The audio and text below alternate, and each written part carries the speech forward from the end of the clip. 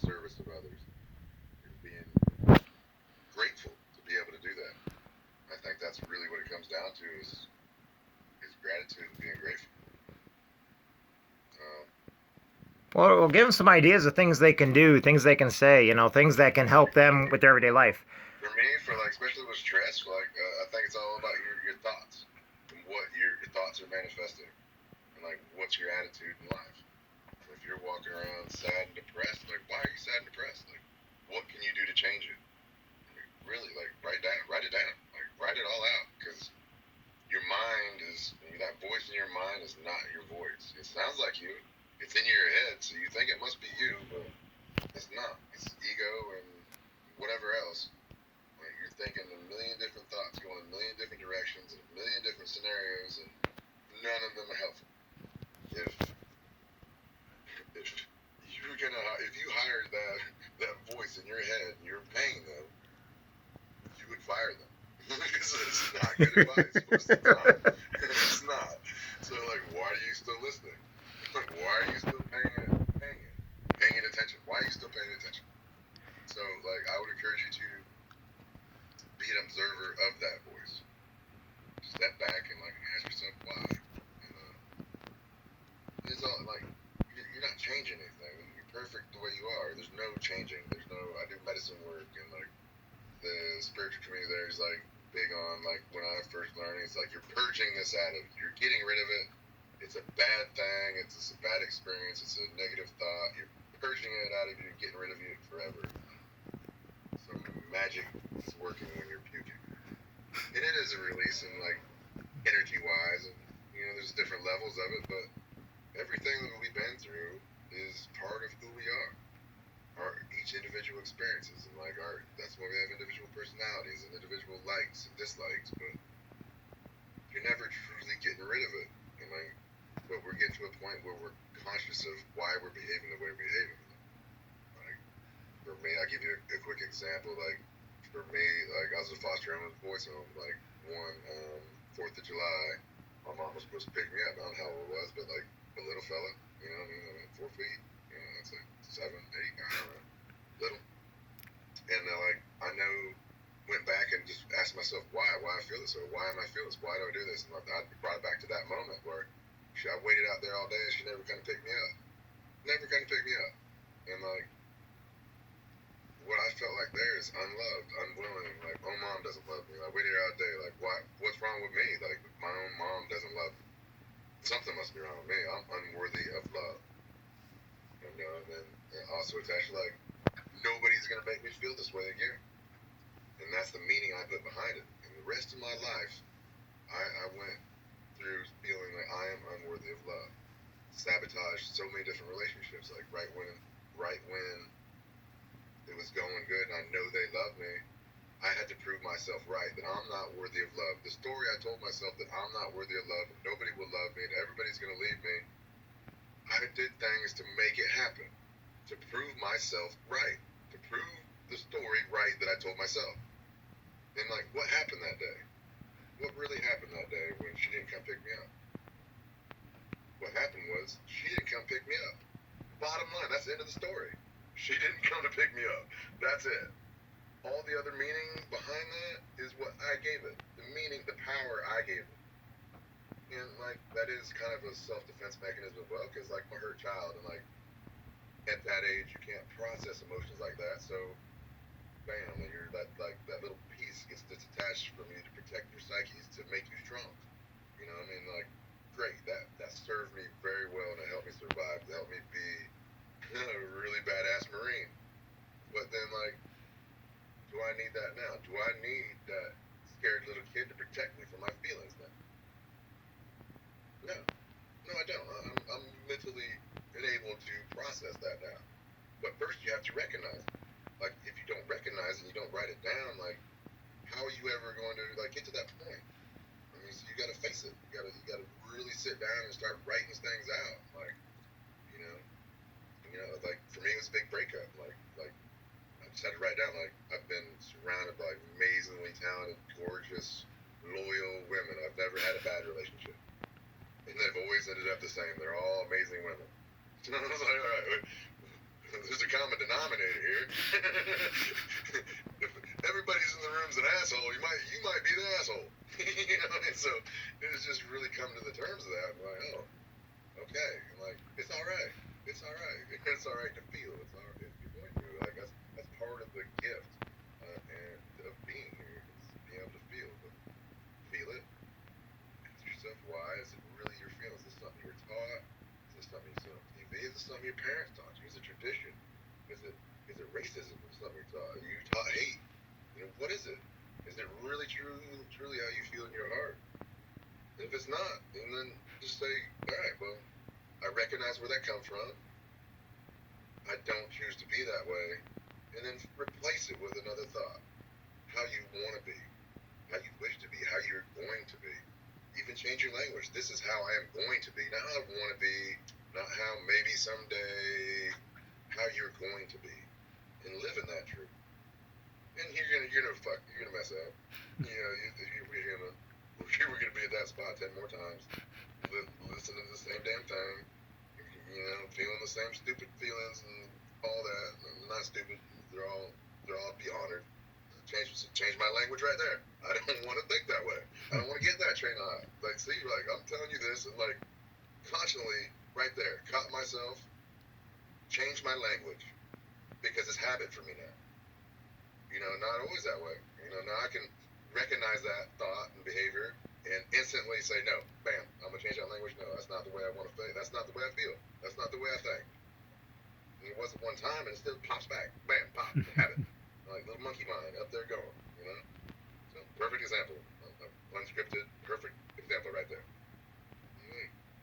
We're perfect in our imperfection. You got to do that constantly and make a habit of it. And then it gets to where you're constantly catching it, and then it doesn't affect you. It doesn't ruin your day.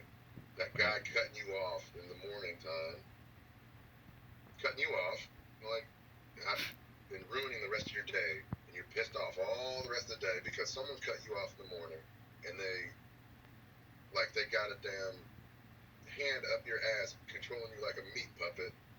By their actions, they're controlling you. Controlling your emotions, how you act, how you feel, everything by somebody else's actions.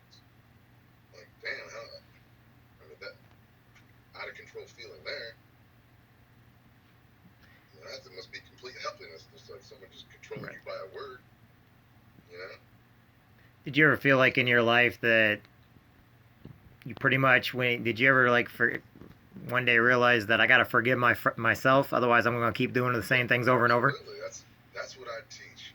I do all the shamanism, I have I used to have a very negative connotation of shaman because I met people and they're shaman, but it's a word. It's a common word to people know what I do. It's like, all right, well, I ain't gonna live in a way that word is representation of me. Not, I have aversion to it. Like, why? Because it's negative to other people. So no, okay, well, I'm gonna live my life as a shaman, how people see a shaman, and that's gonna how they're gonna see a shaman. We're gonna change it up. But it just comes down to loving yourself. That's what I show people, how to love yourself. That's what it all comes down to, really, just loving yourself and forgiving yourself, not being so hard on yourself. Yeah, but a lot of people will say I can't do that. How do I do that? How do I forgive myself? It's my fault that I'm in this situation in the first place. People say I can't do it. They're already setting themselves up. I can't do it. Well, you damn right. You never will be able to because you're telling yourself you can't. Like you tell a child that they're stupid all their damn life or for a period of time, that child's gonna believe they're stupid. They'd be the smartest young. I ain't never met a stupid child.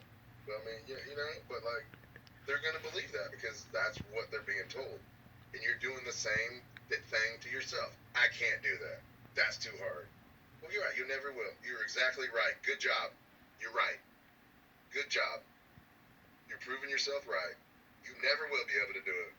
Saying that shit. Change your language. Change your thoughts. Your thoughts have power. So what are two of the biggest things that got you to pull your head out of your ass?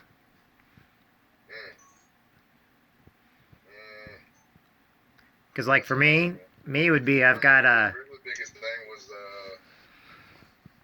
I after I got in the Marine Corps, like I was, you know, me in the Marine Corps, like, you know, Marines are badasses and that, but like, you know, like. I served with you every day of my life. I know. Marines, even in the Marine Corps, they did not talk to me in a disrespectful manner. I don't give a fuck what rank you were. You did not talk to me out the way. You talked to me with the utmost respect and with military bearing. Except Stuart.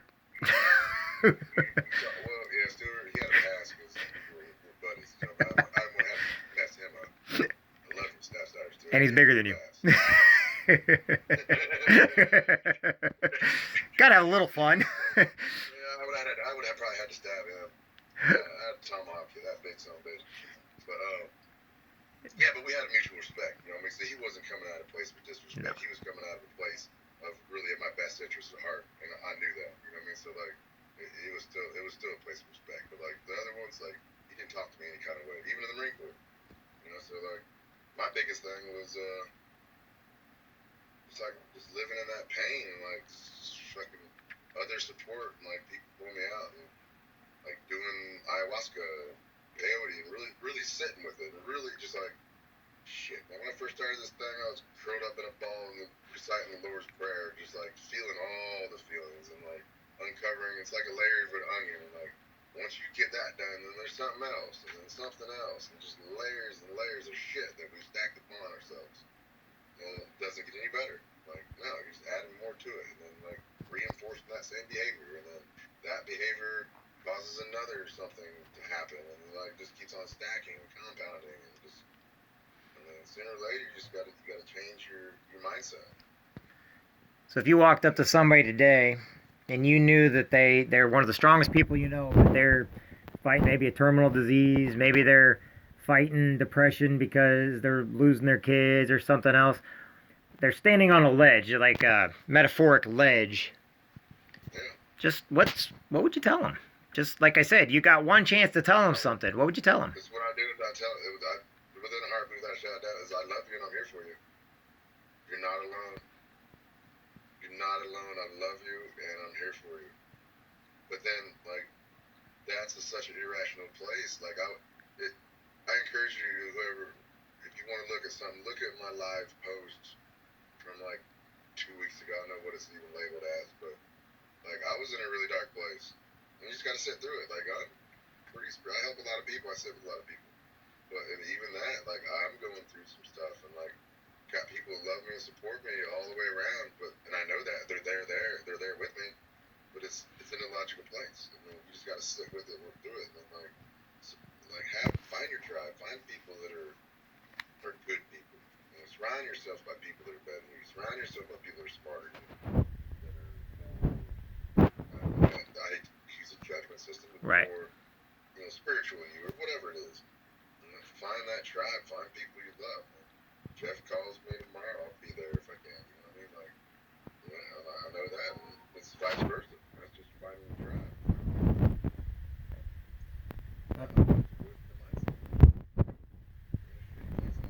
Attract shitty. Just get out of that mindset. Like, all right. Well, I appreciate. I tell people I love them all the time. I go up to random damn people and give them hugs. Oh, I know you do, buddy. I know you do. I don't care, dude. Like, it's who I am. I'm standing on my truth. Oh, yeah. That's my truth. And no one's going to tell me the damn different. I don't wear no fucking mask no more. And nobody said damn word to me. And they're not going to because it's not my truth. It's not my truth, and I'm not doing it. I'm not doing it. We don't want to change you. We love you too much. This is my truth. Tim.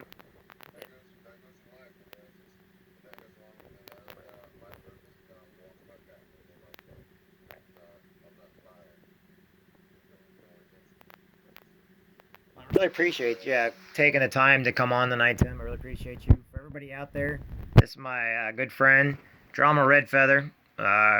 Like I said, find him on Facebook if you can. He'll talk with you. He's a great guy. Check out my website, Deep Seed Awakening, for nonprofit. Good things coming there. Working with veterans and everybody else. And all I gotta say is I love y'all. You're not alone. Type that in the comments. Type the Deep Seed Awakening in the comments.